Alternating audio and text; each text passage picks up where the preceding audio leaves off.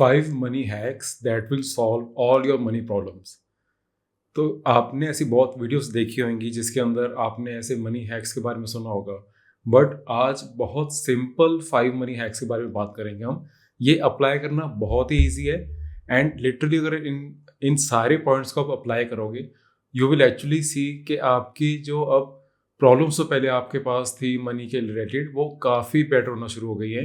आपका माइंडसेट काफ़ी चेंज होगा एंड आपको एक्चुअल में रिजल्ट्स दिखेंगे। So stick with me through the entire video. So the first point is pay before spending. Now it is said that saving is the gap between your ego and your income. हम क्या करते हैं कि जब भी हमारे पास कोई bills आते हैं, कोई हमें पता है कि अब ये हमारा फिक्स्ड एक्सपेंस है जो कि होने लगा है, that could be your rent, आपको कोई और फिक्स एक्सपेंस है, अगर आपकी कोई ईएमआई है, कुछ भी है जो आपको पता है कि हर मंथ इस डेट को अप्रॉक्सीमेटली आपने वो पे करना ही होता है, तो उसको एकदम लास्ट डेट तक मत लेके जाओ। अगर आपको कोई बिल आ गया, कोई आपका सपोज आपका कोई फूड का बिल है, आपका कोई आपका जो पूरे ग्रोसरी का जैसे बिल होता है कुछ, अगर आप उसको क्रेडिट पे ले रहे हो जो कि नहीं लेना चाहिए, या फिर अगर कोई आपका फिक्स एक्सपेंस होता है जो कि आपकी हमेशा होता ही है बट आप उसको महीने के एकदम लास्ट तक छोड़ देते हो कि यार लास्ट में जाके पे करेंगे, तो उसको सबसे पहले पे कर दो। जैसे ही अगर आप क्रेडिट कार्ड यूज़ करते हो, जैसे ही क्रेडिट कार्ड का बिल जनरेट होता है उसी टाइम उसको पे कर दो। उससे होगा क्या, एक तो आपके जो माइंड में हमेशा बैक ऑफ द माइंड चलता रहता है ना, यार ये बिल पे करना है करना है। अगर सपोज आपकी 18th को आपकी क्रेडिट कार्ड की स्टेटमेंट आ गई बट वो पे करने का टाइम होता है नेक्स्ट मंथ की 7th या 8th डेट होती है, तो आपका लग रहता है कि ठीक है यार मैं उसे पे करूँगा करूँगा, बट आप उसको इमिजिएटली पे अगर नहीं करते हो, एक तो आपको हमेशा एंजाइटी रहती है कि आपने वो पे करना है, बैक ऑफ द माइंड आपकी हमेशा वो चीज़ चलती रहती है कि आपने वो पे करना ही करना है। बट अगर वो पे नहीं करोगे आप, तो आपको एक्चुअल पता नहीं चलेगा कि आपके पास अब कितने पैसे बचे हैं आपके अकाउंट में, बिकॉज आप जो पे करना है वो वाले पैसे भी आपके अकाउंट में रिफ्लेक्ट कर रहे हैं, वो भी अभी शो कर रहे हैं। तो आपका जो स्पेंडिंग है ना जो आपकी, वो थोड़ी उस हिसाब से थोड़ा आप ज़्यादा स्पेंड करते हो। जब आपको दिखेगा कि आपके अकाउंट में यार सपोज 1 लाख रुपए है, अब आपने हो सकता है कि क्रेडिट कार्ड में आपने जो बिल है वो 50,000 पे करना है अगले महीने, बट अभी आपके अकाउंट में 1 लाख है, तो आपकी जो स्पेंडिंग है ना साइकोलॉजिकली आप थोड़ा सा ज़्यादा स्पेंड करने से पहले इतना नहीं सोचोगे। अगर आपने कहीं अपने फ्रेंड्स के साथ बाहर डिनर पे गए हो, अब वहाँ पे आप 3,000 का आपका बिल बन गया है, तो आप इजीली पे कर दोगे, आपको यार अभी तो लाख रुपए पड़े हैं मेरे अकाउंट में ना, कोई बात नहीं 3% ये कर दो।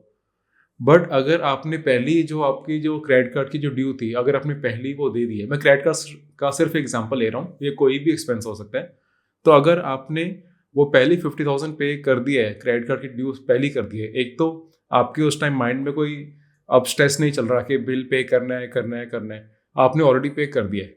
एंड जब आपके अकाउंट में 50,000 है, तो तब आप हो सकता है 3,000 4,000 खर्चने से पहले थोड़ा सोचो, या फिर आप उस टाइम पे इतना ज़्यादा आउट ऐसे जाओ ना, कुछ डिनर्स पे फैंसी कोई फाइन डाइनिंग पे ना जाओ, तो आपका ऑलरेडी उसमें थोड़ा सा स्पेंडिंग कम हो जाती है, बिकॉज साइकोलॉजिकली एक तो आपने पे कर दिया बिल पहले, आप वैसे ही स्ट्रेस्ड आउट नहीं हो गए, अब आपने पहले ही अपने जो थे ओवर ड्यूज वो पे कर दिए, एंड आपकी अब स्पेंडिंग रिलेटिवली थोड़ी सी रैशनल हो जाएगी, आप बहुत ज़्यादा एक्स्ट्रा स्पेंड नहीं करोगे।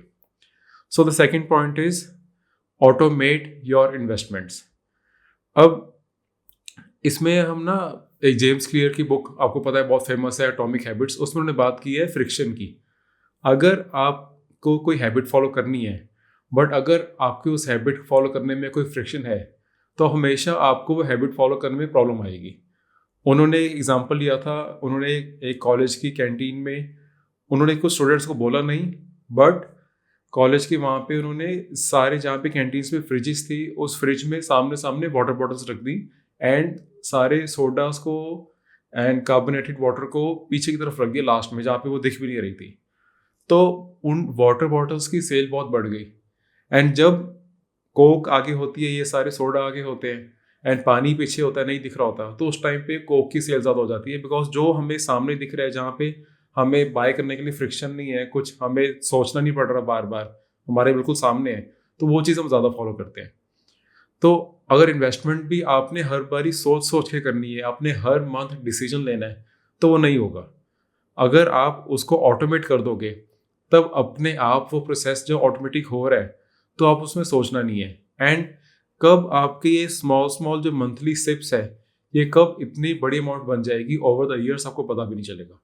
और ये होगा तभी अगर ऑटोमेट हुआ है। अगर ऑटोमेट नहीं हुआ है, अगर आपने हर बार ये सोचना पड़ेगा ना आपको। अब सपोज अगर काफ़ी बारी मार्केट गिर रही है, ये साइडवेज है, उस टाइम तो बहुत इजीली आपने मैनुअली उसमें सिप करते रहोगे। अगर मार्केट बहुत ज़्यादा चल रही है, बहुत ज़्यादा ऊपर चल चुकी है, तो आपके ना माइंड में एक डाउट आएगा कि यार इस मंथ सोच लेता हूँ, इस मंथ नहीं करता मैं इन्वेस्ट, बहुत मार्केट चल गई है, शायद कभी क्रैश हो जाएगी तब इन्वेस्ट कर दूंगा। जहाँ आपने एक महीने का गैप ले लिया, जहाँ एक मंथ का गैप भी आ गया ना, बस फिर वो सीरीज ब्रेक हो जाती है। आपने खुद देखा होगा कि फिर आप उसमें दोबारा से एंटर कर ही नहीं पाते हो।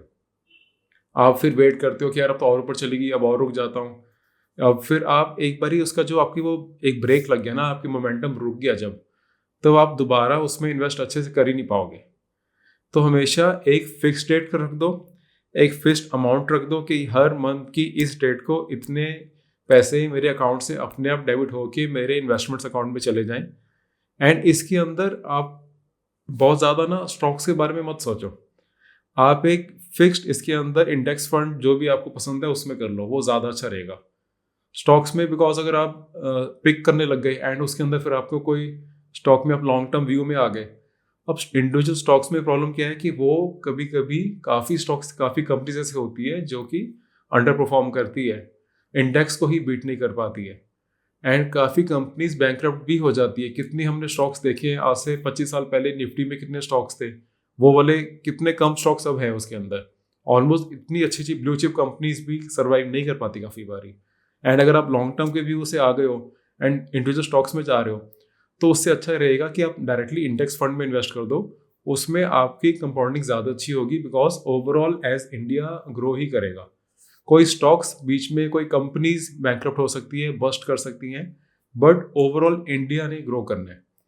तो ऑटोमेट करो अपनी इन्वेस्टमेंट्स को एंड उसको फिक्स कर दो, हर मंथ की इस डेट को इतने थाउजेंड जितने भी आप ट्रांसफ़र होगा आपके अकाउंट से ऑटोमेटिक होगा। इसमें आपको बार बार सोचना ना पड़े।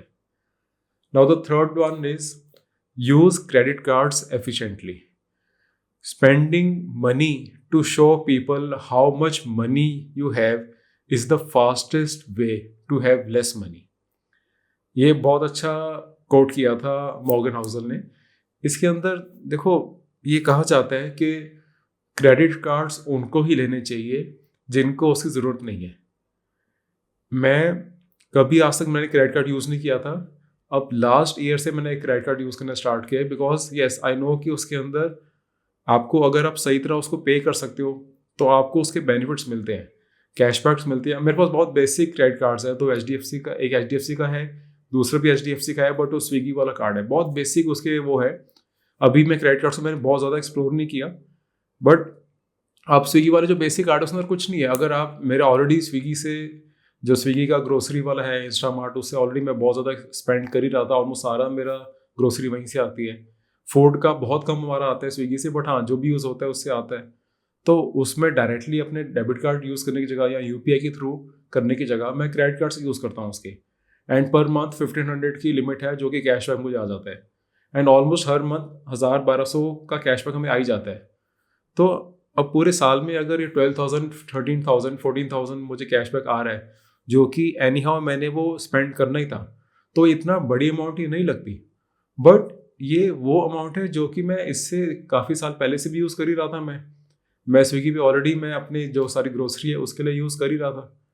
अब उसी को यूज़ करने के लिए अगर मैं क्रेडिट कार्ड से पे कर रहा हूँ एंड मुझे उसमें कैशबैक मिल रहा है, अगर साल में मुझे 12-13 हज़ार भी एक्स्ट्रा आ रहे हैं, तो उसमें कोई प्रॉब्लम नहीं है, अच्छी बात ही है। एंड उसमें बस यही होता है कि जब भी उसका क्रेडिट कार्ड का बिल जनरेट होता है, मैं उसी टाइम उसको पे कर देता हूँ, कभी भी उसको लास्ट डेट तक नहीं जाने देता।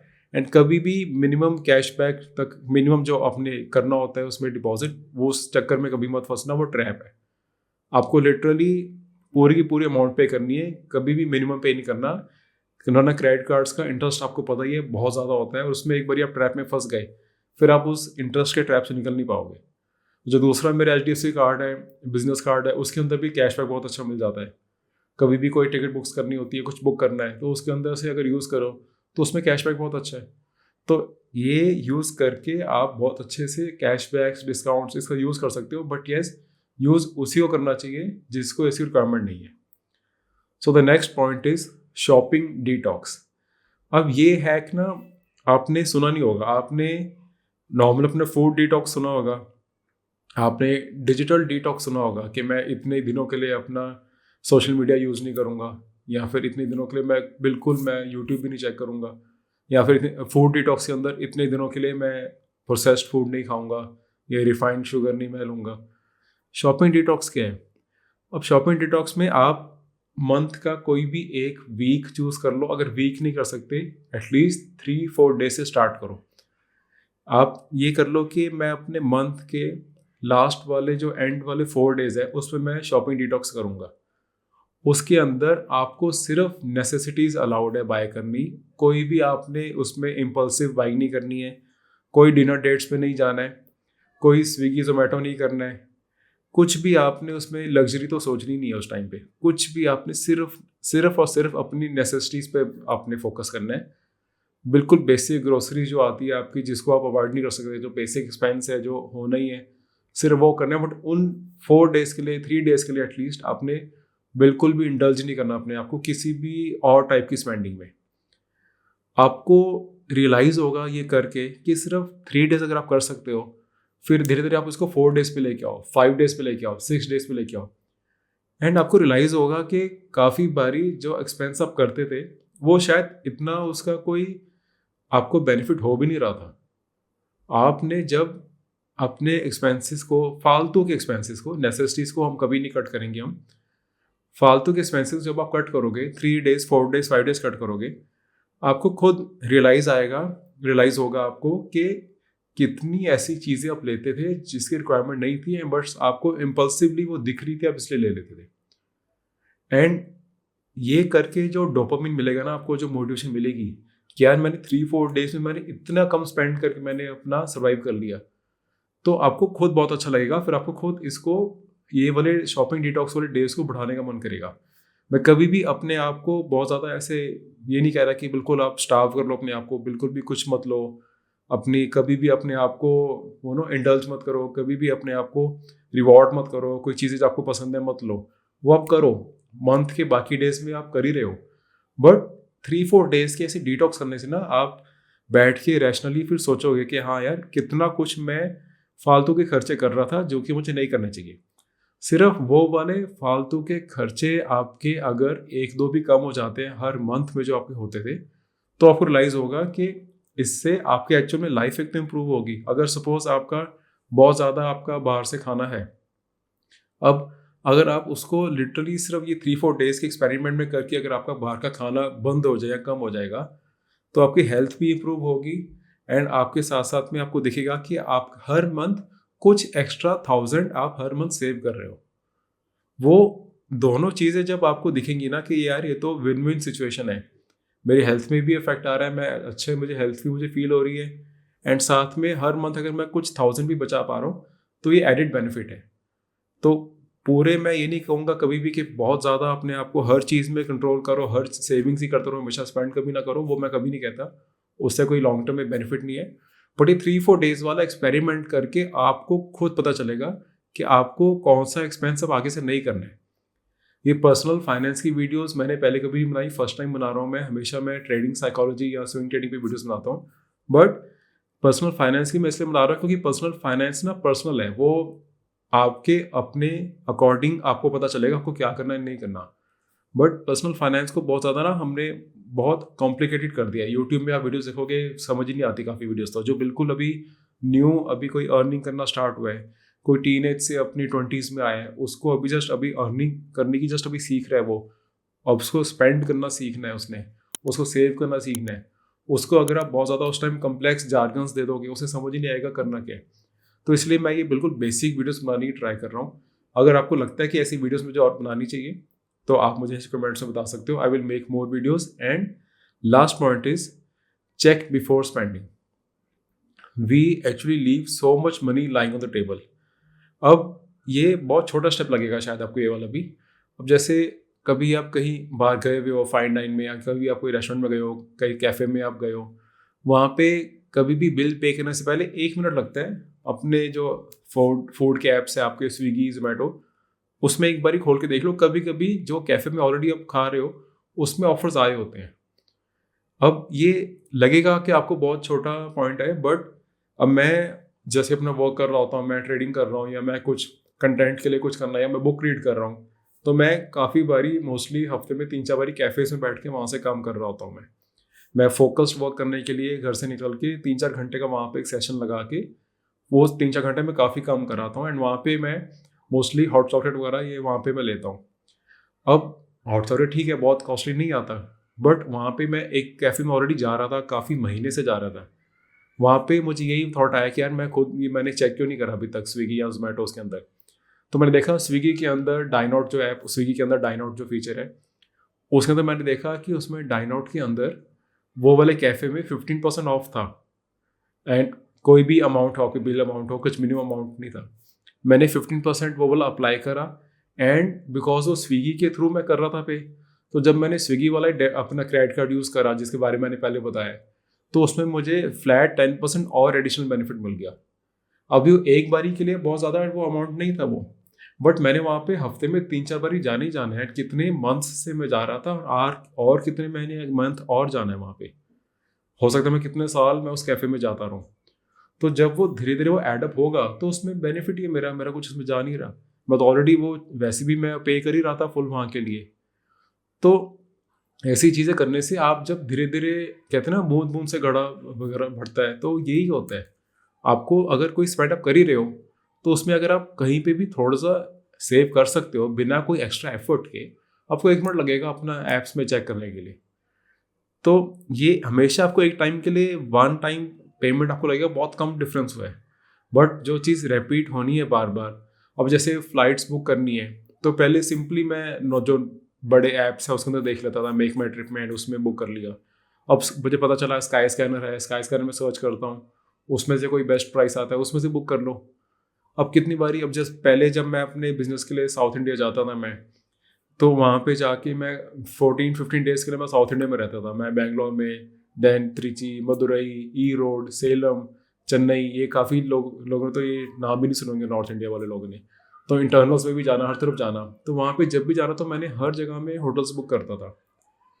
अब काफ़ी जगह पे होटल्स में मैंने हमेशा मेक माई ट्रिप ही यूज़ करा था। 1-2 बारी मैंने गोवा भी वो देखा तो बहुत डिफरेंस आया 1-2 होटल के प्राइसेस में।